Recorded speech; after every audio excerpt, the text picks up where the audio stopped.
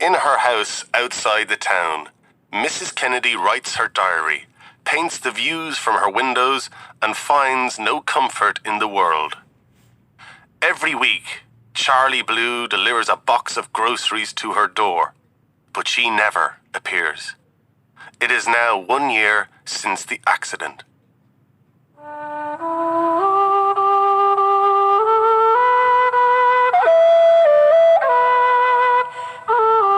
On Thursdays, after the last delivery of the long day, which was to the mad Kennedy woman, Charlie Blue was allowed to keep the van for the night.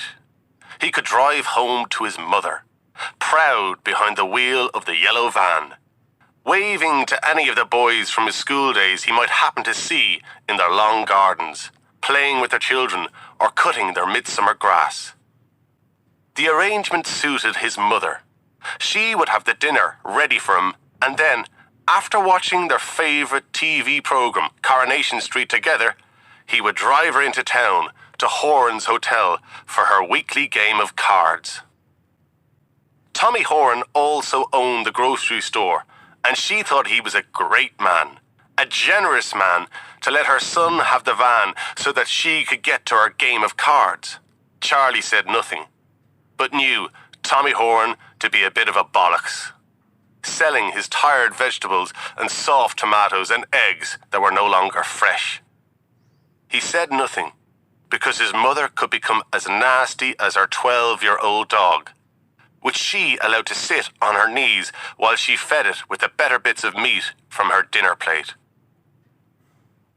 There was a light shower of rain as Charlie was driving to Mrs. Kennedy's. The sun appeared strongly again from behind the clouds. The road shone blackly, and the smells of fresh-cut grass and warm earth rose from the fields and came in through the open window of the van. With one hand, Charlie took out a cigarette from a packet and lit it with his Horan's Hotel cigarette lighter. He felt lucky. Lucky to have his driver's license, lucky to have his mother still alive, lucky to be working for Tommy Horan, even if he was an old bollocks. August 20th. A month already. A day just as lovely as that day. The clouds low over the hills. Light seed balls blowing across the land like a first snow. And I hate this beauty because Bobby cannot see it. I paint it, but I hate it. With their sharp wings, the birds could open the sky, and I am delighted to see it bleed. From my window, I can see the gate and the red wallflowers staining the stones with their blood. At night, the screams of hunted animals comfort me. I'm not the only one in pain. In the morning, I cannot bear to dress, and prefer to wear only shadows. I go to each of my 15 windows and decide which view to paint today. I might eat, if my body lets me, and then I move to my chosen window and start to paint. Charlie drove carefully around the last bend before the Kennedy house. It was a year to the day, he realized, since poor old Foley lost control of his tractor on this very bend and killed Mrs. Kennedy's young son. Bobby was his name, only 4 or 5 years of age. He and his mother were planting flowers at the foot of the big stone pillars either side of the gate when around the corner came Foley, shouting about the brakes. The front of the tractor was already too close to the pillar on the left, throwing up grass and earth into the sky. Mickey Toohey, who saw the whole thing from his field above the road, told the police in detail what happened. His story earned him free beer in the pub for a long time afterwards.